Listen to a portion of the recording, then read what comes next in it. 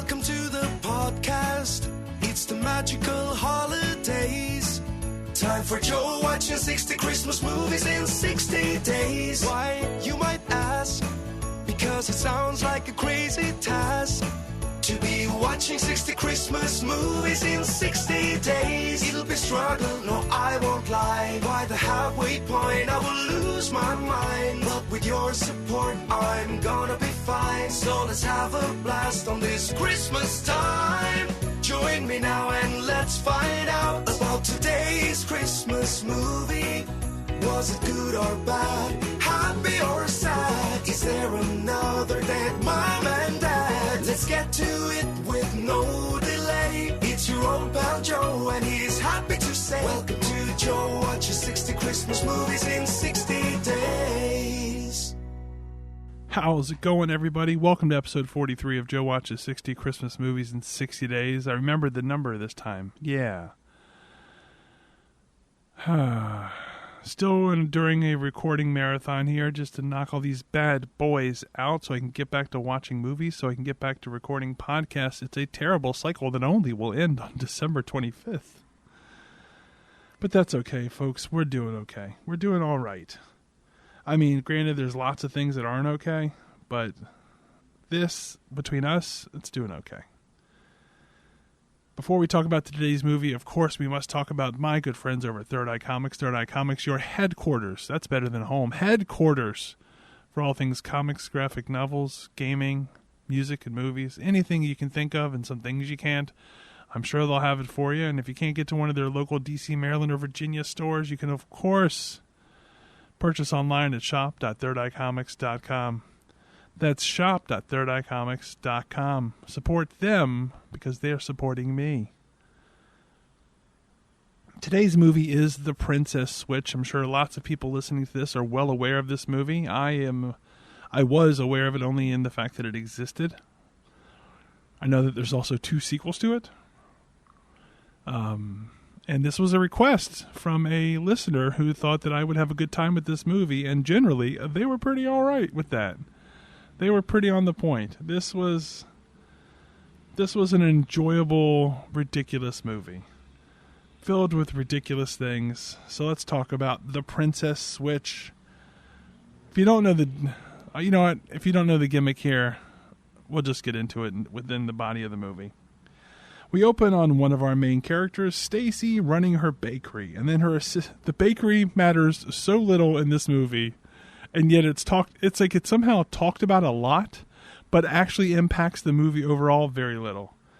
Anyway, she has an assistant, and the assistant's little daughter rolls in to meet her dad, but also gives us so much exposition about some baking competition in the nation of Belgravia. And it's the type of competition that only the best pastry chefs get into. Turns out the assistant, Kevin, he secretly entered Stacy into the competition after a bad breakup and she was feeling down about herself. So he entered her in the competition, and wouldn't you know it, she got in. But Stacy's not interested in this competition in another country. She can't just shut down the bakery the week or 2 before Christmas. The assistant, by the way, there are other employees there. There's at least 2 other employees there that could probably run the shop to some degree for the time that you're in another country. Anyway, she's not interested. The assistant, Kevin, connects her disinterest to her breakup with her ex and says Stacy basically she doesn't do anything anymore. She doesn't do new things, or she's adverse to trying new things, whatever. Stacy does not deny it. He then adds that it's like she doesn't want to do anything spontaneous. You need to move on. She says she's not ready to.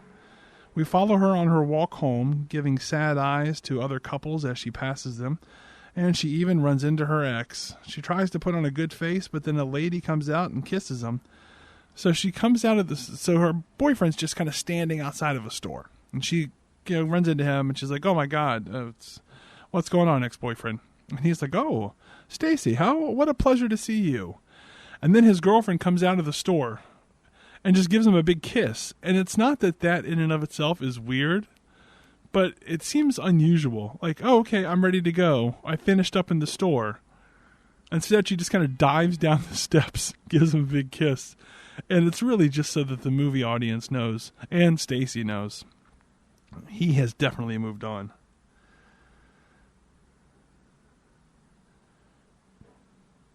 Stacy finds out her ex and his new girl are heading to his parents' place for Christmas. This makes Stacy feel bad, so she says she's heading to Belgravia for a special baking competition.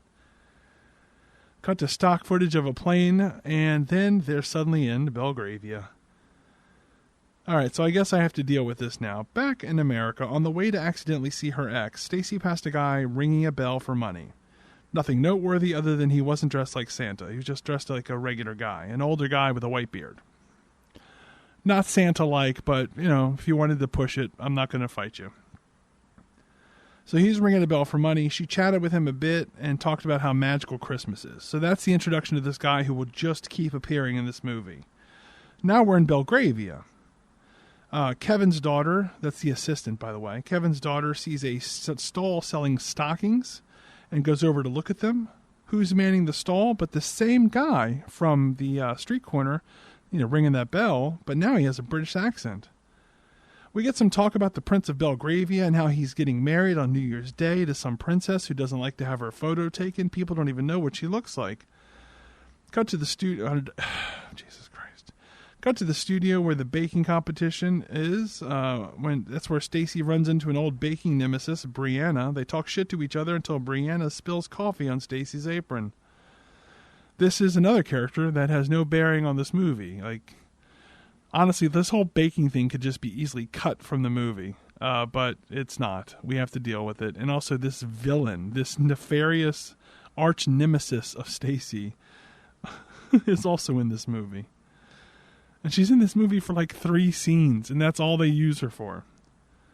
Anyway, Stacy needs to get her apron cleaned up because now it's all wet from the coffee. She runs into, literally, someone. It turns out to be the mysterious princess, and it turns out the mysterious princess looks just like Stacy.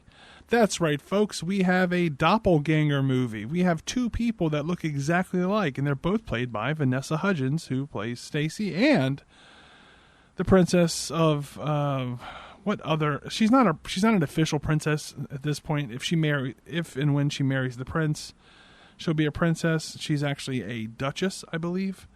But for the sake of simplicity and note-taking, I call her a princess throughout this movie, throughout my notes. If you have a problem with it, 1, understood, I understand. 2, nothing I can do about it. Also, did I say that at the beginning of the episode? Do you remember, did I say whether this was the 42nd or 43rd?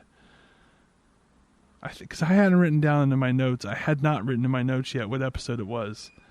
And I think I said it was the 42nd, which is really frustrating.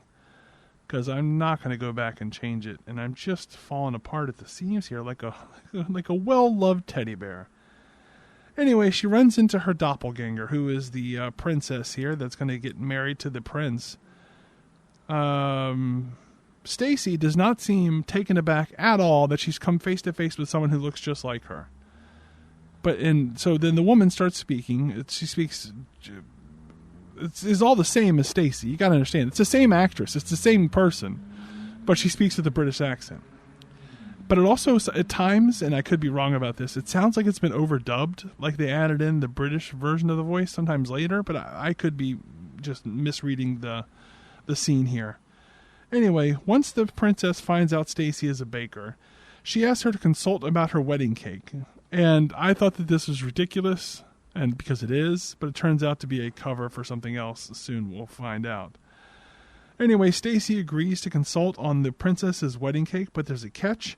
She tells Stacy that Stacy can't tell anyone what she's up to, lest the king and queen find out and get offended that the prince is talking to someone behind the royal baker's back. We're going to find out that this was a spur-of-the-moment plan by the princess to get out of something. We'll get into what. So the princess is just walking around backstage at a live cooking competition that's going to take place. So she's just there because she's going to give the award away. Her and her husband-to-be are going to give the award away in a few days at this same competition. So she's there, I don't know, meeting people. Who knows? She runs into a complete stranger, physically. Boom. She stops, takes her in. I'm so sorry. Did not mean to do that. She sees someone who looks just like her. Now, that would freak me out. I mean, it's not just like you in the face. It's not just like you in the hair, the chin, the eyes. It looks just like you. Same exact height as you. Everything is the same. That would freak me out. And immediately she's like, wait a second. I can use this to my advantage. Let me make up a story. Spoiler. Let me make up a story about needing to consult with her on my wedding cake. And wait a second. And I'll tell her not to say anything to anyone about meeting with me, because then the king and queen could get mad about the wedding cake. Yeah. That's exactly what I'll say. She thought of all this spur of the moment, in the moment there. That I find that, by the way, I find that hard to believe. So, but Stacy's in regardless. She doesn't care what she has to agree to, really. And she heads back to Kevin and his daughter, and she says that she's going to head off to buy a new apron because the stain wouldn't come out. She then gives the daughter the most convoluted handshake, like, trick handshake. What do you want to call it? I don't know. Personal handshake. Special handshake. She gives the daughter one of the most convoluted ones I've seen in a long time. And I thought, well, this is weird. We didn't see them do this earlier in the movie when they were hanging around each other, I don't think. Maybe we did. Maybe I missed it in the first scene of the movie. But it's important that this happens for one reason later on. Once Stacy leaves, Kevin's daughter says that she wishes Kevin and her and Stacy were a thing. Kevin explains that they've been friends since high school and they're just friends, nothing more. But they are best friends, so I guess a little bit more. Now over to the castle, where we're immediately thrust into the princess pointing out to an assistant how much she and Stacy look alike. We see Stacy is there with the princess and the princess's assistant. Stacy still does not seem sufficiently weirded out by this. The assistant mentions, "Oh, well, I did know that a distant ancestors of yours went to America because he was fleeing from some marriage. I don't remember. He was getting out of the country, toot sweet, and went to America. So it's possible that this is how they ended up looking alike, because they're distant relatives." The princess then explains that she needs Stacy's help with something, but not with baked goods. She wants to switch places with Stacy for 2 days. And immediately it starts going in like, plus, don't worry about it. The prince is going to be gone for those 2 days, so you won't have to worry about being around anybody. The prince won't be around. You just need to live in this castle, away from your friend, away from your friend's daughter, away from the trip that you have planned. Stay in this place where you know nothing and know nobody. That's cool. She's explaining why she wants to change places for 2 days. She says she only met the prince twice before they got engaged, and I don't know. She wants to get away from things. Did I miss why? That's what I wrote in my notes. I watched the whole scene again, and I do not miss why she wants to get away. But later on, she's going to word it like she just wanted to see what it was like to live a normal life before she gets married and swept up into this royal family. But she did not explain this to Stacy at the time. She explains that the only thing Stacy will have to do if she agrees to this swap is to have breakfast with the king and queen. Stacy agrees if the princess will help. So then Stacy agrees. Okay, fine. The only thing I have to do is have breakfast with the king and queen while I'm subverting their security measures. This could go badly for me, but I'm in. But she does want the princess's help with one thing. So earlier in the movie, when they first got to Belgravia, and the little girl was looking at the stocking stall where that weirdo is, she notices some kids dancing nearby and finds out from the guy who runs the stocking stall that they're from some group from some school. And she's immediately enthralled with these kids dancing. And she's like, "Dad, I want to go to that school." And her dad is like, probably going to be a lot of money. I don't know that we can afford that. And she goes, but Dad, I really want it. Okay, so that's what happened. So now fast forward. Stacy's making this agreement to swap places with another human being and live their life secretly. And her only request is, I'll do it, but can you help my friend's daughter get into that school? And the woman's like, sure, I can do that. And so then it's it. It's a deal made. I do like that this movie made it seem like that was a must-have for their deal, when before 8 hours ago, this kid didn't know anything about this dance school. Anyway, now we get a montage of 2 makeovers and then cramming on the people in their lives, like, there's my uncle David and my aunt Louise, and I live in this house, and she shows the princess a picture of her house for some reason. And I'm here with my buddy Kevin, and I'm here with Kevin's daughter, those kind of things. Everybody's just doing a cram session with all of the information from their different worlds. There's also a lot longer spent on learning to walk than you'd think in the montage. Not in real life. I get you have to learn the other person's gait. But in the movie, there was a lot of time spent on this walk. They also switch phones, and then before you know it, they're officially switched. But then the prince stops by. Oh no, Stacy is thrust into action, and she fools him. She sufficiently fools the prince. And that's when I write, I cannot believe I'm only 20 minutes into this movie.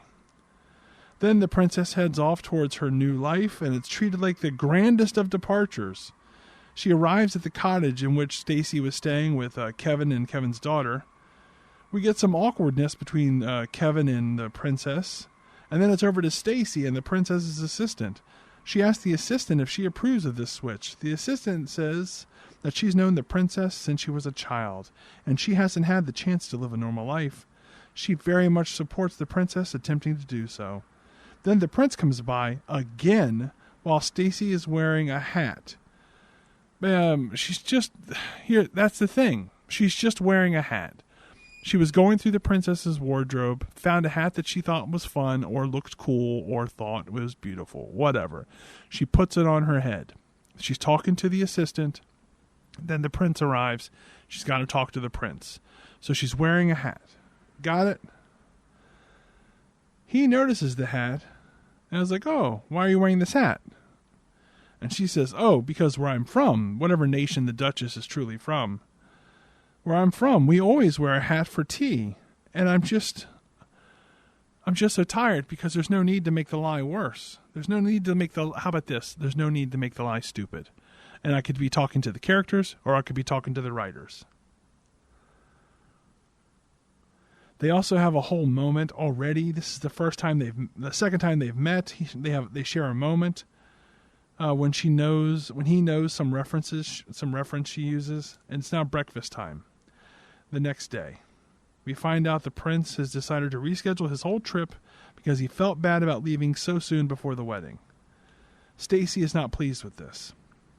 He also has a gift for her, a very pretty tiara.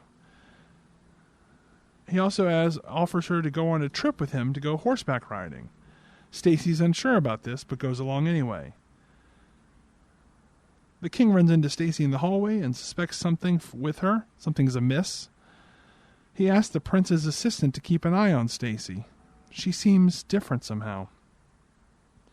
Cut to the princess making breakfast for herself, Kevin, and Kevin's kid. The kid comes down and wants to do the secret handshake, but it doesn't go well. And I write in my notes, I can't believe I have to record misunderstandings for the next hour. That's not true. It was only for like the next 20, 25 minutes. Anyway, then Stacy, because she's upset about having to go horseback riding and finding out the prince is going to be staying behind, Stacy tries to call the princess, and the kid, then the phone rings over with the princess, and the little girl looks at the phone and sees that the name on the phone, like who's calling, says Stacy. And she's very confused because this should be Stacy's phone. Anyway, it's time for horse riding. When Stacy comes out in her riding gear, the prince is all, ooh. But then Stacy has trouble getting on the horse and makes up some shit about horses in her country being smaller. Off they go riding into the snowy wilderness. She apparently has no trouble actually riding. It was just getting on the horse that apparently was the problem. They take a break during the ride, and the prince notices something in Stacy's eye, and they share another moment. But then he implies something about how Stacy can't do something because she's busy planning the wedding, and Stacy gets really mad about this and then rides back on her own. Then the princess calls Stacy back and says there's been a problem. She passes the phone to Kevin's daughter. Turns out Kevin's daughter figured it out. All she had was 2 clues. 1, Stacy didn't know how to do the handshake. 2, the phone said Stacy was calling.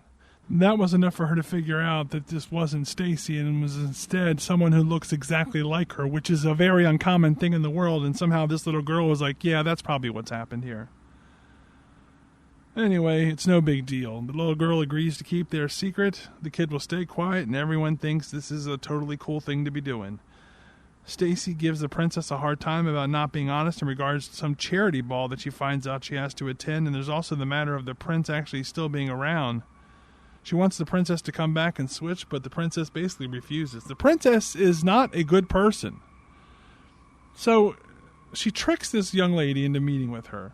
She bullies her or coerces her into switching lives with her. The person calls her and is like, oh man, this is messed up. It's not going the way you said it would. You said your boyfriend was going to be out of town for 2 days. Now he's around. You also did not tell me about some charity ball that I'm expected to go to. Can you come back and undo this? And she's like, nah, I'm cool, fam. She's sure Stacy has it under control. Then Kevin shows up, and the princess turns back into Stacy, and there's a thing where the princess says she's going to be spontaneous from now on, and Kevin is impressed. I don't know. Something Kevin said, something like, you're not usually that spontaneous. Because, she got a haircut. That's what it was. Because in order to match the princess's hair, Stacy cut her hair. Well, she did. But the princess has shorter hair, so Kevin's seeing Stacy with shorter hair, and he's like, well, that's weird. And she's like, yeah, I decided yesterday while I was out apron shopping to get a haircut. And he's like, that doesn't sound like you. You don't do things that spontaneously. And fake Stacy, a.k.a. the princess, says, well, I'm going to be spontaneous from now on. Kevin is impressed. Cut to the trio. Oh, also, she's throwing away her schedule for the trip. That also impresses him. Cut to the trio decorating ornaments at the town square. Suddenly a Santa shows up, and the princess and the kid go off to see him. Then the magical guy who was selling stockings appears and tells Kevin that he and the princess look like the perfect couple. Kevin is all, we're just friends, she's not my type. And the dude is all, maybe she is? Back to Stacy and the prince hanging out. They talk about a portrait featuring the prince's grandmother. Then the prince apologizes for how he behaved earlier. He also says that, despite the fact that they hardly know each other, he wants to make the marriage work. He is really into Stacy as the princess. Back to the princess and her trio. They get into a snowball fight. Eventually the princess falls over and Kevin goes to help her up, but she pulls him on top of her. They have a grand time. Now it's time for the charity ball. The prince is wowed when Stacy arrives in her gown, but then they end up beneath the mistletoe and she gives him a peck on the cheek, not a check on the peak. Anyway, so this ball is for some shelter for children. And the princess asks the king and queen about it, and the prince is all, she's acting different. Because she's asking a single question about something. What's funny is, she's acting different, because in this version of it, Stacy is, I guess, a more autonomous and driven person. Then what the fuck was the princess? What was she doing this whole time? Anyway, the king asks Stacy to play piano since the princess is known to play piano. But the problem is Stacy doesn't know how to play piano. The prince thinks she's just nervous, so he offers to play along with her. And he says, all you have to do is play a chord for me. Then she's like, I don't know how to do that. And he goes, yeah, just do this. Dun, dun, dun, whatever it is. And then they do that thing where a dude shows a lady how to do something. So there's like his hands are on top of her hands. His back is to her back. Or his front is to her back. That kind of a thing. They're sharing another moment, folks. It's incredible. All these moments. Anyway, they play, and it's great. Stacy heads outside to get some air, and then the prince heads off to find her and runs into the magical man, who is now making his third appearance in this movie, the little guy from the what do you call him nowadays, stocking stall. And the stocking man says, "You guys make a great couple." Then the prince finds Stacy outside and says they need to go back in for the first dance, but Stacy says she can't dance, so he's all, well, practice makes perfect, and then they dance outside in a gazebo before heading inside to dance. Cut to the princess and Stacy catching each other up on their adventures over the phone. Kevin interrupts the call, but he's not wearing a shirt, and the princess is all, ooh. Back to the conversation, the princess is surprised Kevin and Stacy have never been a thing, but Stacy is more focused on how handsome she thinks the prince is. You get what I'm saying. The next day, the prince and Stacy go on a carriage ride. On their journey, the prince asks Stacy for her honest thoughts on a few things, and she gives it, and he's super impressed with her giving her opinion. Cut to them visiting the shelter that the ball supported. Stacy was talking about how they should get more involved in the charitable endeavors. That's one of the things that she said that he was really impressed by, because you should know where your money's going. You should know where the charitable endeavors are going. And he's thinking, that's a good point. So then they go to the shelter, and Stacy reads the kids a story, and everybody loves it. All the little kids have the best time. Then they talk to the proprietor of the shelter, and they find out the kids aren't going to get Christmas gifts. So Stacy has an idea. The prince and her should go shopping for presents and then wrap them for the kids. He says, wait, you want us to go shopping and us to wrap the presents? And she's like, yeah, what else you doing? And he's like, I guess nothing else. And that's what they go do. The only person who's unhappy about this is his assistant, who is looking into this thing with the princess behaving differently. Now over to the princess and Kevin going on a tour. A reporter stops the princess, who he thinks again is Stacy, and asks about the baking competition coming up. She makes sure to share the spotlight with Kevin, and he is touched that she's doing so. The princess and Stacy go to a toy store. The prince and Stacy go to a toy store and have fun playing around with the toys. But then the princess and Kevin, with Kevin's daughter, they go to the same toy store because the daughter wanted to go into the toy store. And it's like, uh-oh, as soon as they go in, the daughter and the princess immediately see Stacy's there, who also sees them. They each create distractions for their side of things. Thankfully, the magic man shows up, the one from the stocking stall. He shows up and asks Kevin for help with his car. Can you help push my car to the nearest gas station or something? It's right outside. So then Kevin, the princess, and Kevin's daughter go to help him. Cut to the princess and Stacy giving out their gifts. The kids love them. The prince also announces that he and the princess will be visiting once a month to get to know everyone at the shelter.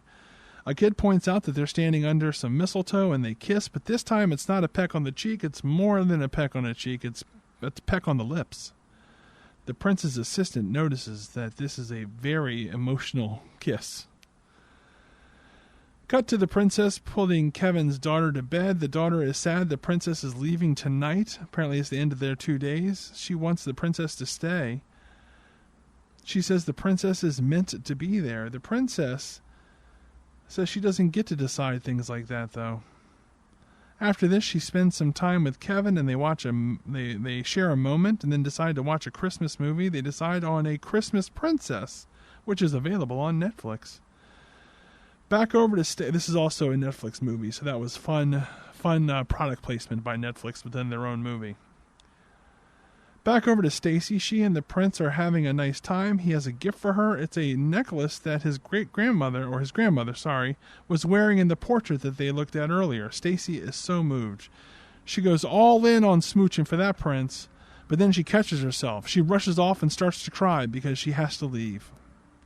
She doesn't tell the prince any of this. He's just like, whoa, I was kissing this woman I'm into, and then she left. That's weird.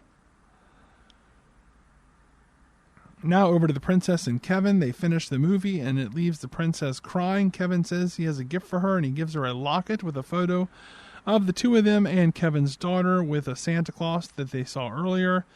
He talks about how it's been so great with her on this trip and how he feels for her now, and then they kiss. But then the princess pulls back and says she shouldn't have done that. She asks him to forget it ever happened.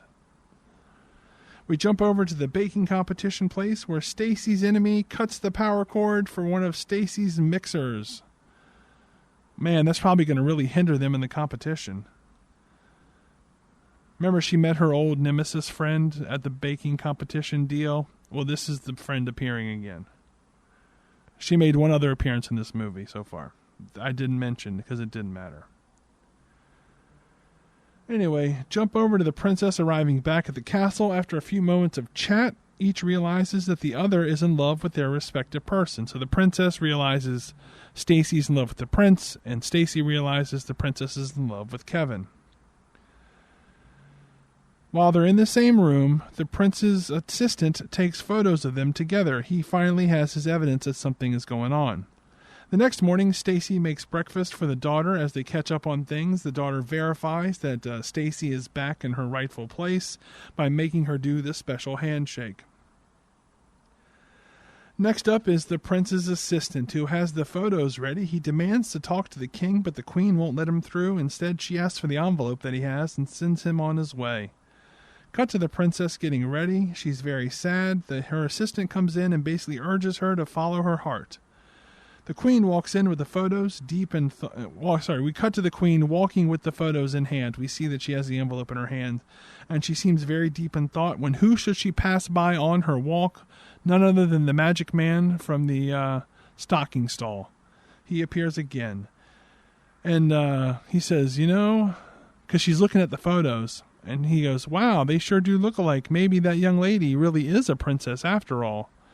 I guess trying to convince the queen that I know you think that this girl isn't a princess because she was swapped in for the princess, but maybe in her spirit she's a princess. Now it's time for the baking competition. They get started. Now it's back to the castle. It's breakfast with the king and queen. After the princess shows up, the queen says she's feeling under the weather and asks the princess and prince to take her place at the baking competition. The princess is all nervous and heads off to get some air.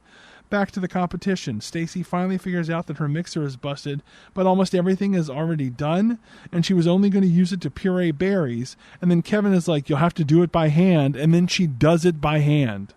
That's what this woman, by cutting one power cord, did. Anyway, the prince finds the princess outside and asks if she's okay. She says she has something to tell him. We then cut to the prince and princess heading to the baking competition. Apparently, she owned up to everything that's happened. We see Stacy and Kevin getting judged, and they did well. Basically like, oh, your crust was delectable, but the puree could have been smoother. Now it's time for the results. Stacy and Kevin win. Everyone cheers. But then the prince and princess attend to give the awards away. When it's their turn, they make the big unveiling because the princess is wearing like dark sunglasses inside the TV studio or the studio where this baking competition is going on. And so then when Stacy and Kevin walk up, the princess then takes off her glasses and is like, "Ha-ha, we look alike." It was pretty silly. Where am I at? Anyway, Kevin is shocked to see these two people that look so much alike, which is nice. Somebody is shocked by it. Everybody heads backstage, and the princess explains to Kevin how everything went down. Among the things she says is, normal girls fall in love with normal boys, which I don't know what the fuck to make of that. Eventually, everything is straightened out, and the two couples are aligned. Well, almost. Kevin and the princess start making out, but Stacy runs off. The prince chases after her. She says this isn't how things are supposed to be. Now, the whole thing about her is that, like, she's big on planning, she's big on organization, things like that. And so that's what she's saying now. This isn't how it's supposed to be. This is not how things were planned. The prince says, yes, but we're in love, and that's all that matters. She agrees that she's more in love with him than anyone else, ever. Eventually, he drops to one knee and says, if you're still in love with me in 1 year, will you marry me next Christmas? And Stacy, knowing this dude for 2 days, says yes. And then we fade to the wedding. The next year, everyone cheers. Kevin and the princess are there, too. Stacy throws the bouquet, and who should catch it but the princess? And then the magic man from the stocking stall appears. He makes one last appearance. Then the movie doesn't end because we get some wedding cake cutting. And then Stacy and the prince kiss, and we're finally done with the princess switch. This was an easy watch. It was a ridiculous watch. It was a good fit for this program. And I'm glad I watched it among the movies that I have watched. So that's it. That's it for episode 43 of Joe Watches 60 Christmas Movies in 60 Days. Thank you for listening. Thanks for hanging out. Until next time, I will talk to you then.